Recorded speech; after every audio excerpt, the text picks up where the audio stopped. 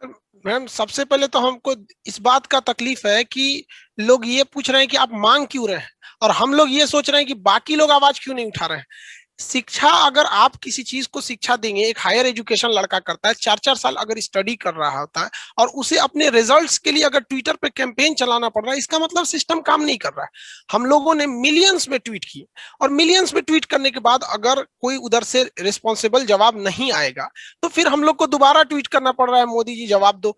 तो ये बहुत दुखद है कि स्टूडेंट के लाइफ के साथ खेला जा रहा है। बहुत लेट लटीफी चल रही है, इसमें किसी एसएससी की केवल बात नहीं है। आप किसी भी स्टेट की वैकेंसी को देखेंगे, सब में कमोबेश यही सिस्टम चला रहा है, जिसमें कोई रिफॉर्म लाने को तैयार ही नहीं है। देखिए मैम, पहले क्या था कि वैकेंसी ज्यादा थे तो थोड़ा बहुत लड़के एडजस्ट कर लेते थे, क्योंकि वैकेंसी ज्यादा रहने वाले से सिलेक्शन भी ज्यादा हो जाता था। लेकिन इधर देखेंगे तो ग्रेजुअली वैकेंसी लगातार घटते गई है। और आपको जानकर ताज्जुब होगा मैम कि कई ऐसे एग्जाम हैं जो पिछले 5 5 साल से अटके हुए हैं। हम आपको स्पेशली बिहार के बारे में बताते हैं। बिहार एसएससी वैकेंसी निकाली थी 2014 में। आपको जानकर ताज्जुब होगा 2021 आ गया, अब तक वो क्लियर नहीं है, और अभी उसमें कई चीजें बाकी हैं। फिजिकल टेस्ट बाकी है, टाइपिंग बाकी है, मेरिट लिस्ट है, मेडिकल होगा, फिर उसके बाद फाइनली ज्वाइनिंग होगी। ये लगभग लगभग इसको हो सके तो ये लोग 2024 तक खींच ले जाए सब। तो आप बताइए, अगर किसी एक वैकेंसी को आप देते हैं और उसे 8 से 10 साल में फाइनल करते हैं, तो वो लड़का तब तक तो वेटिंग में रहेगा ना। अगर तब तक वो 8 से 10 साल तक जो भी वैकेंसी आएगी सब में भरेगा। वो हो सकता है कि वो सेलेक्ट हो जाता और वो भीड़ कम हो जाती। तो इससे खुद एसएससी के ऊपर और जो भी रिक्रूटमेंट बॉडी उनके ऊपर एक्स्ट्रा बर्डन पड़ रहा है। जबकि अगर उन्हें विद इन टाइम अगर वो उसे क्लियर कर दे, तो ना ही हमें कैंपेन करनी पड़ेगी, ना ही स्टूडेंट्स को कोई तकलीफ उठानी पड़ेगी। वो आराम से पढ़ेगा, जॉब लेके चला जाएगा मैम। मैम सबको आप निजी नौकरी में नहीं ना भेज सकते हैं। सबको अगर आप ये कह देंगे कि निजी नौकरी में जाइए आप, तो उस लड़का उसी हिसाब से ना पढ़ाई करेगा।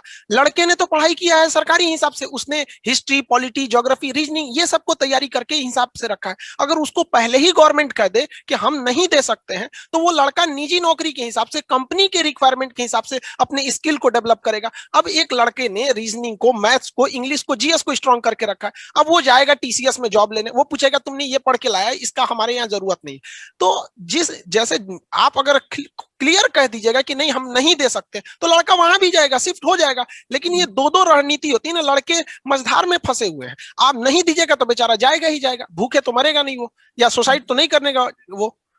नहीं, और सुसाइड की सोच आनी भी नहीं चाहिए। We not ma'am support. ये जो सिस्टम है, ये मजबूर किया जा रहा है लड़कों को। क्लासरूम में आके मैम लड़के रोते हैं, ऐसे आते हैं हमको। नॉर्मल एक लड़का है, सर मेरा 200 में 200 नंबर आ रहा है। आप जरा कल्पना कीजिए कि जो लड़का 200 में 200 नंबर ला रहा है, वो किस तरह से पढ़ा होगा। अपना सब कुछ छोड़ दिया, कहा कि सर लॉकडाउन में हम घर नहीं गए थे, पूरा कोरोना से शहर खाली हो गया था, हम पढ़ रहे थे, मेरे मम्मी पापा के हम आखिरी सपना वो उम्मीद है। अब बताइए वो लड़का जान दे देगा अपना। हम्म। और उसको अगर कोई कहेगा कि आप प्राइवेट के हिसाब से चले जाइए, तो 4 साल से बेवकूफी बन रहा था ना वो। मैम मैम दो तीन चीज इसमें हम कहेंगे कि लोगों का कहना है कि मोदी जी का नाम क्यों जोड़े। मैम किसका नाम जोड़ेगा आदमी? महात्मा गांधी का जोड़ेगा? जो अभी हैं उन्हीं का ना नाम जोड़ेगा इंसान। आप बता दीजिए, या फिर मोदी जी बता दे कि हम किसका नाम जोड़ेंगे तो वो सुनेंगे। हम किसका नाम जोड़ सकते हैं? अभी के वक्त में हमारे लीडर वही हैं, हम उन्हीं का तो जोड़ेंगे। और रही बात राजनीति की, मैडम कोई टीचर स्टूडेंट राजनीति करता नहीं है। बंगाल चुनाव है, आप किसी एक टीचर को बोलिए जिसने बंगाल चुनाव में एक भी स्टेटमेंट दिया हो, या कोई भी स्टूडेंट हो, उसको नहीं मतलब है कि चेन्नई में क्या हो रहा है, अभी जो पांडिचेरी में क्या राजनीतिक उथापथल हो रहा है, उसको कोई मतलब नहीं है। फिर भी आप कह रहे हैं कि टीचर्स राजनीति कर रहे हैं। मतलब हम जो वैकेंसी को क्लियर कराने की मांग की जा रही है, तो उसमें राजनीति होने लगी। मैम ये कहां से राजनीति हो सकता है मैम? इसको कुछ नतीजा निकला भी है मैम। देखिए रेलवे ने 2019 में एग्जाम वैकेंसी निकाली थी, और उसके बाद वो इसको डेट फिक्स नहीं कर रही थी। तो सितंबर में सारे टीचर्स ने मिलकर, जितने अभी टीचर स्टूडेंट है, सबने मिलकर आवाज उठाई और ट्विटर पे आवाज उठाई। 3 महीने बाद रेलवे ने डेट दे दिया कि हम दिसंबर से एग्जाम लेना चालू कर देंगे। तो हम लोग को लगता है कि नहीं, अगर हम ऐसा करेंगे तो रिजल्ट दिया जाएगा। और रही बात, लोग कहते हैं कि प्राइवेट नौकरी क्यों नहीं कर लेते। मैडम गवर्नमेंट जॉब या फिर एसएससी, रेलवे, बैंक, इन सब की अहमियत लॉकडाउन में लोगों को अच्छे से समझ में आ गया था। जब लाखों लोगों को भगा दिया गया था उनके जॉब से, वो प्राइवेट जॉब वाले जो हैं कम से कम कुछ तो सैलरी दे सकते थे, उन्हें वो रुक सकते थे। तो लोगों को रियलाइज हुआ मैडम, डिमांड को आप नहीं रोक सकती है। घर के गांव की पृष्ठभूमि को रियलाइज हुआ कि घर में एक लड़का सेटल रहना चाहिए कि कल को कोई अगर मुसीबत आती है तो हमारे परिवार को रोक सकता है। अब आप उसको कहिएगा, वो भी जो लॉकडाउन का दर्द झेला है, उसको कहिएगा कि तुम प्राइवेट जॉब क्यों नहीं देख लेते हो, क्यों एसएससी रेलवे के पीछे पड़े हो, तो वो आपकी बात सुनेगा मैम।